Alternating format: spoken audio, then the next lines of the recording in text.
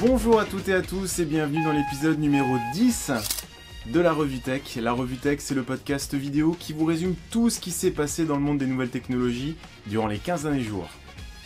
On va parler du flash sur mobile, d'Intel et d'antivirus, de Dell, mais aussi d'Adopi, de l'ICOS, pour ceux qui s'en rappellent, d'Android et de Java, de logiciels, matériel, d'infos sur la téléphonie mobile et plein d'autres choses. Et la Revue Tech numéro 10, ça commence tout de suite avec les actualités du web et généralistes. Que s'est-il passé dans le monde du web et des actualités généralistes ? Eh bien, l'arrivée de Flash pour les téléphones mobiles et notamment les téléphones mobiles Android. Cela faisait depuis 2007 qu'Adobe le promettait tous les 6 mois que Flash allait arriver sur les mobiles et on n'en voyait pas le bout. Eh bien, le fameux plugin Flash est enfin disponible et notamment pour les téléphones Android. Eh bien, le résultat peut se résumer en un seul mot. Fumisterie. Fumisterie. F-U-M-I-S-T-E-R-I-E.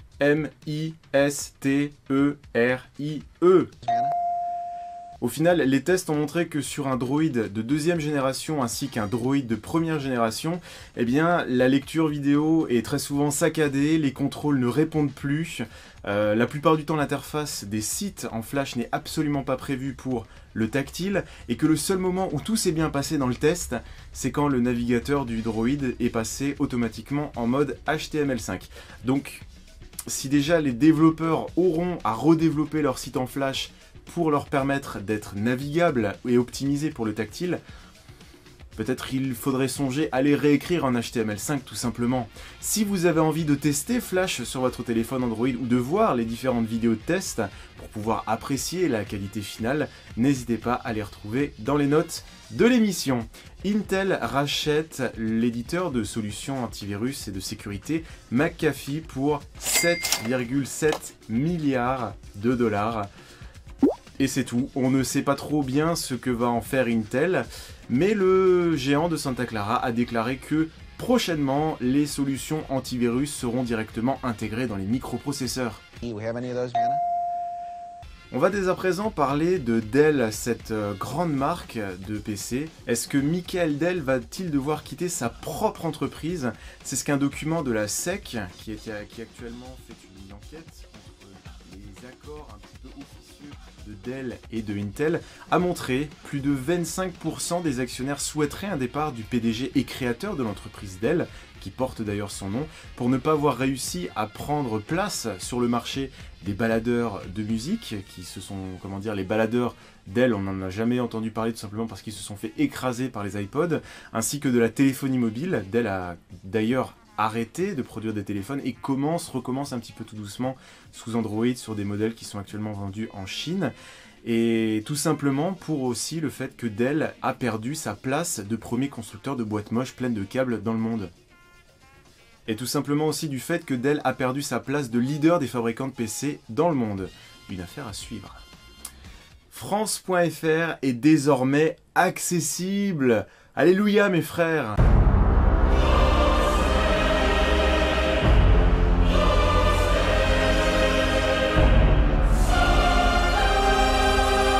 Et bien découvrez le fameux site France.fr qui vous présente des grandes villes de France comme Paris.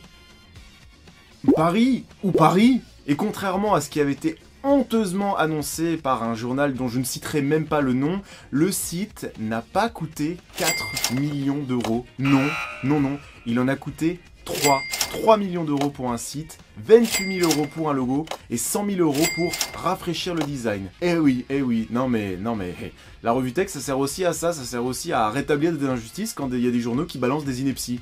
On va parler dès à présent de Facebook qui dévoile Places.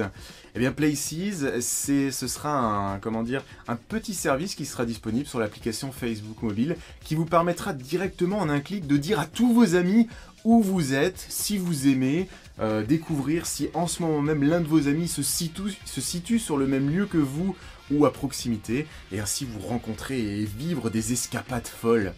Ce service n'est malheureusement pas encore disponible en Europe, mais le sera très prochainement. Facebook souhaite un petit peu faire la nique à Foursquare, qui est exactement le même principe, avec des petits trucs rigolos comme des badges ou devenir le maire d'un endroit, si vous y allez souvent. Et ce service Foursquare, faut savoir, a déjà conquis plus de 1 million d'utilisateurs. Donc c'est un petit peu comme un challenge pour Facebook d'introduire le même système dans Facebook et justement pouvoir vous proposer à terme de la publicité ciblée en fonction du lieu où vous êtes. C'est-à-dire que par exemple, ils peuvent très bien imaginer que Facebook fait un partenariat avec Starbucks et puis si vous allez plus de 3 fois dans un Starbucks, grâce à votre iPhone et Place, vous pouvez obtenir par exemple un coupon de réduction. Donc vous voyez que ça peut être pas mal. Adopi va distribuer des dépliants explicatifs sur les péages d'autoroute. Plus de 260 000 dépliants vont être distribués au moment de payer sa gabelle sur les autoroutes de France. Ce dépliant vous explique pourquoi Adopi, comment ça marche et comment sécuriser votre connexion à Internet. Hello, moi c'est Dora. Je pars chez le dealer avec mon ami Babouche pour acheter de la drogue. Si vous avez envie de vous taper une bonne tranche de rire, vous pouvez télécharger les dépliants officiels au format PDF dans les notes de l'émission. Lycos a été racheté pour 36 millions de dollars. Lycos, est-ce que ça vous dit quelque chose? Lycos, go get it! Lycos, sorry, go get it!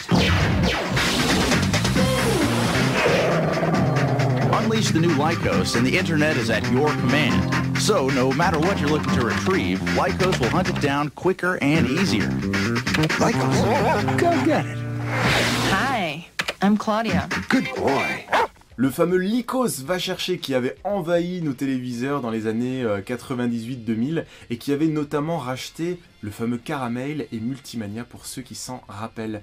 Eh bien, il faut savoir que Lycos a perdu quasiment 94% de sa valeur suite à l'explosion de la bulle internet en 2000. Et ce rachat par un groupe indien qui se prénomme Hybrant Digital, eh bien, ce groupe a effectué le rachat de Lycos pour tout simplement se diversifier et augmenter sa part de marché dans le domaine des publicités dans certains pays où Lycos, il faut savoir, est encore présent. On passe dès à présent aux actualités Apple de la revue Tech avec un analyste, un très célèbre nommé Jen Munster, qui annonce tout simplement qu'Apple va lancer dans les 2 à 4 ans à venir, et il se mouille pas trop, une télévision HD équipée d'une Apple TV intégrée avec une interface, un genre d'App Store sur la télévision qui permettra d'acheter aussi bien des jeux vidéo que des films, que de la musique. Voilà, c'est tout, il a déclaré ça.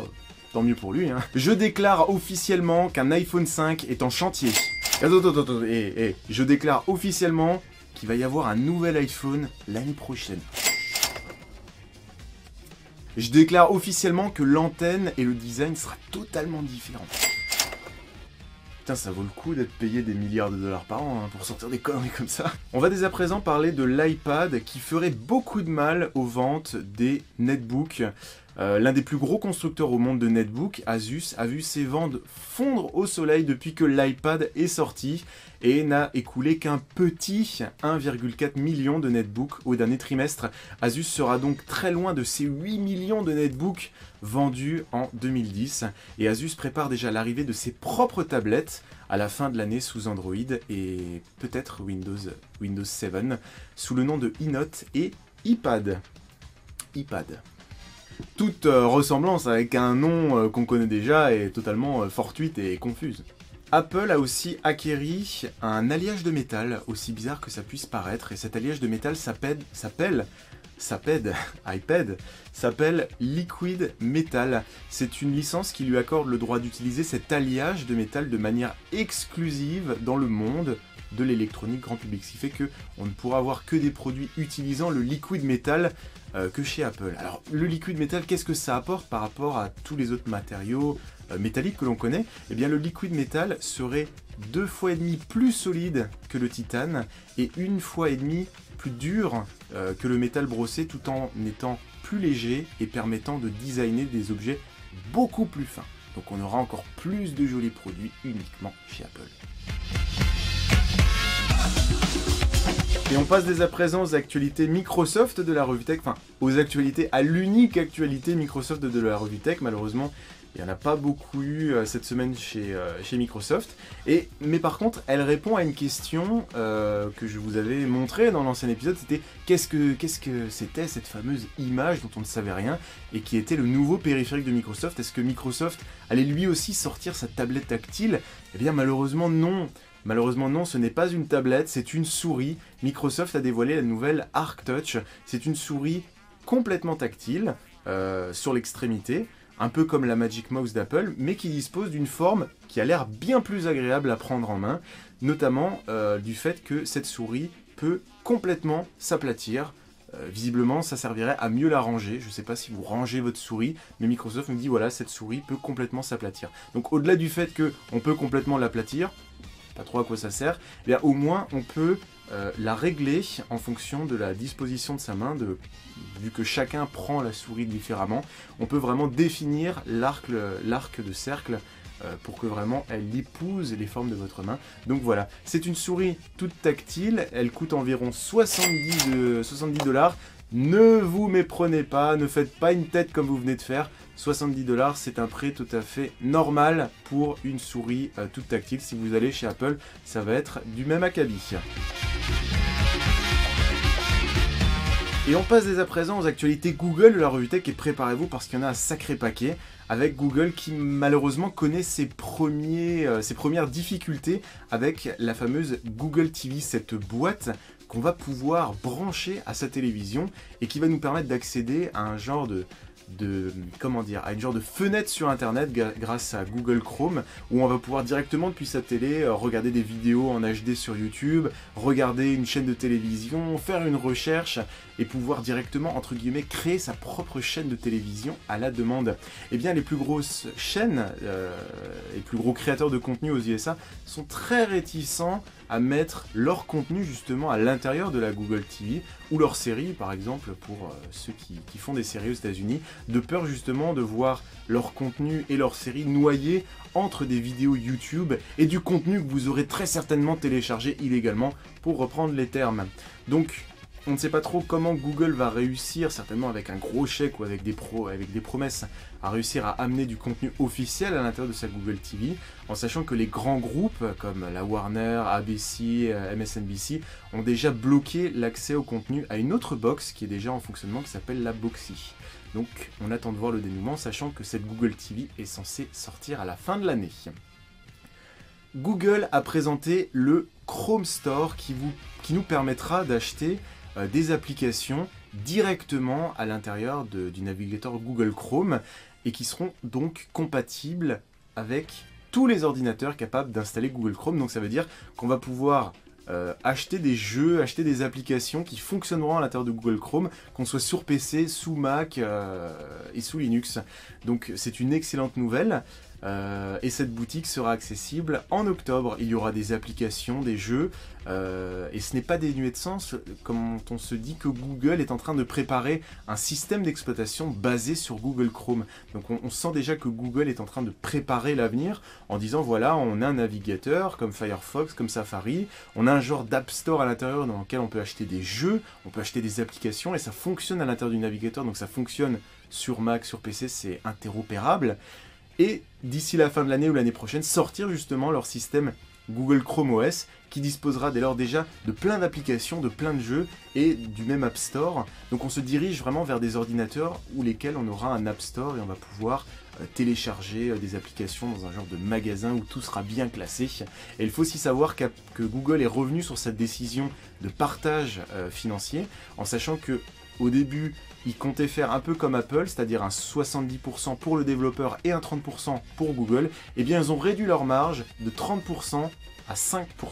Ce qui fait que quand vous allez acheter ou développer une application pour le Google Chrome Store, vous allez toucher 95% du prix de vente. Donc, c'est à réfléchir. Si vous êtes développeur, n'hésitez pas à vous y intéresser.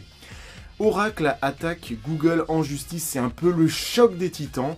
Parce que le cœur du système Android, qui fait fonctionner les téléphones portables Android, le système d'exploitation de Google, eh bien le cœur de ce système